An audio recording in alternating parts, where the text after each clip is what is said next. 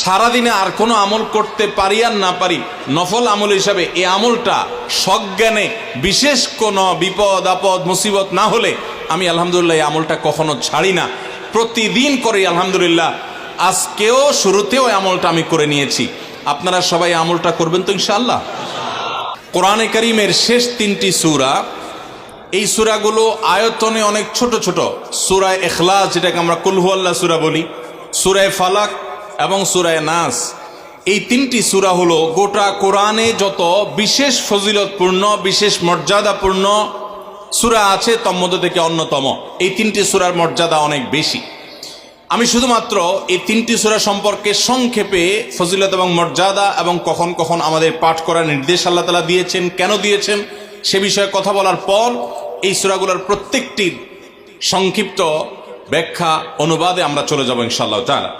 সময়ত উপস্থিতি, সূরা ইখলাস, সূরা ফালাক, সূরা নাস, সূরা কুল হুয়াল্লাহ, সূরা কুল আউযু বিরাব্বিল ফালাক, সূরা কুল আউযু বিরাব্বিন নাস, এগুলা যার যার মুখস্থ আছে একটু হাত তোলেন সবাই।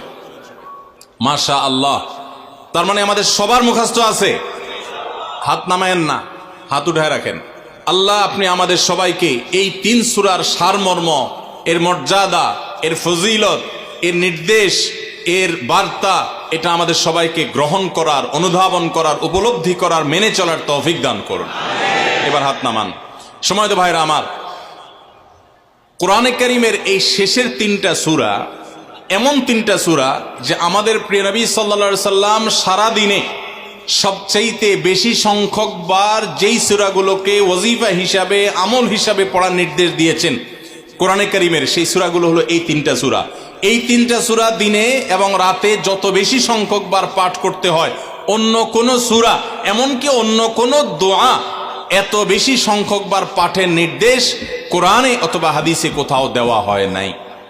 তাহলে এই 3টা সূরার মর্যাদা, এর কি মর্তবা, এর কি বৈশিষ্ট্য, এর কি মাহাত্ম্য আছে সেটা বুঝবার জন্য আর কিছুর প্রয়োজন নাই। এই একটি কথা যথেষ্ট যে দিন এবং রাত 24 ঘন্টার ভিতরে কোরআনে কারীমের এই শেষ 3টা সূরা, সূরা ইখলাস, সূরা ফালাক, সূরা নাস, এগুলোকে যত বেশি সংখ্যক বার নবী সাল্লাল্লাহু আলাইহি সাল্লাম পড়ার নির্দেশ দিয়েছেন, তিনি নিজে পাঠ করতেন, এত বেশি সংখ্যক বার অন্য আর কোন দোয়া, আর কোন সূরা, আর কোন আয়াত, আর কোনো কিছু পাঠ করার নির্দেশ আমাদেরকে কোরআন হাদিস দেয় নাই।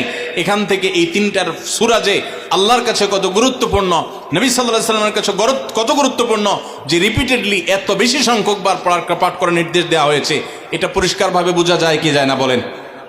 সময়ত ভাইরা আমার, সূরা ইখলাস, সূরা ফালাক, সূরা নাস, এই 3 সূরা দিন এবং রাত সব মিলিয়ে আমাদের প্রিয় নবী সাল্লাল্লাহু আলাইহি ওয়াসাল্লাম 3 জায়গায় তিনি 3 সময় এই সূরাগুলো পাঠ করতেন। একটা হলো সকাল এবং সন্ধ্যায়।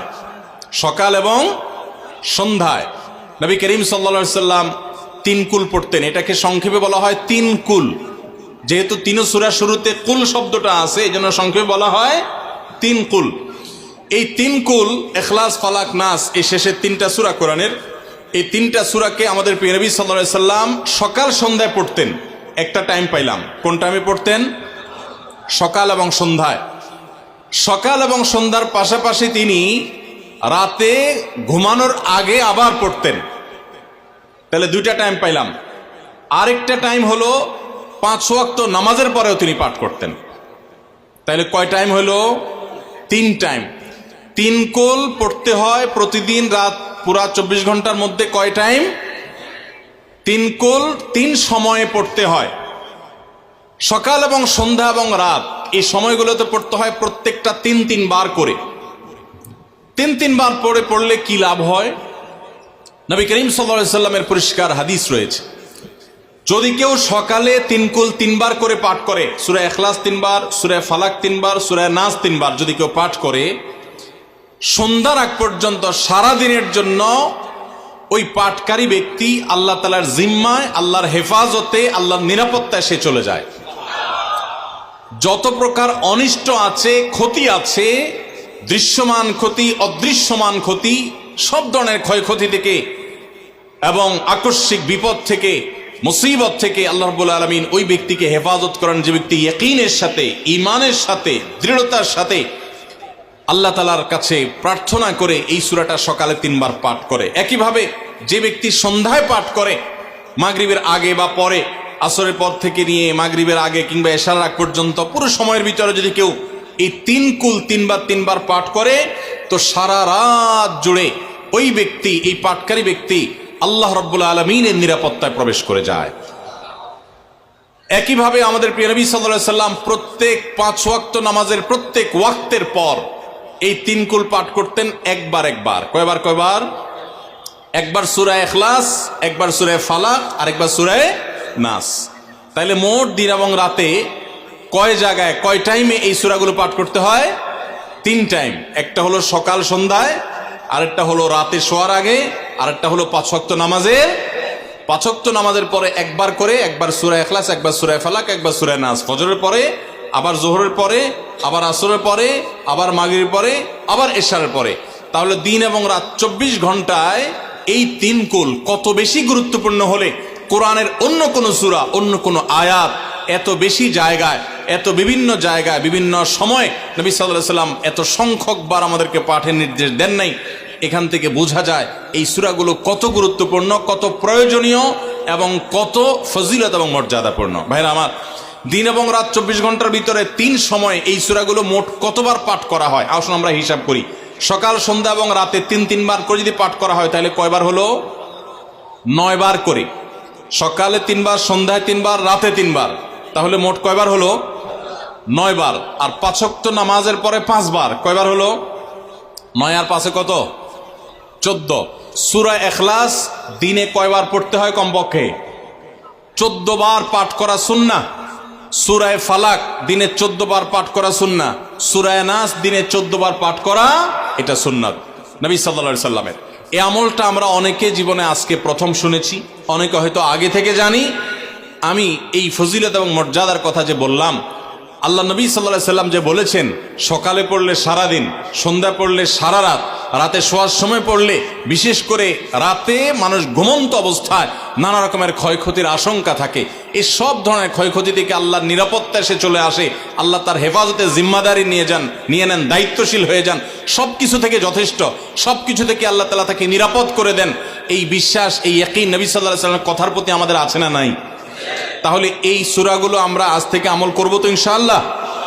এই 3 কুল সকাল সন্ধ্যায় এবং রাতে ঘুমানোর আগে এটা পাঠ করার একটা বিশেষ পদ্ধতি আছে। সেটা হলো নবী করিম সাল্লাল্লাহু আলাইহি সাল্লাম শিক্ষা দিয়েছেন এই 3 কুল। সূরা ইখলাস 3 বার পড়বেন, সূরা ফালাক 3 বার পড়বেন, সূরা নাস 3 বার পড়বেন। পড়ে 2 হাতকে এরকম কোষ করবেন, এভাবে কোষ করবেন।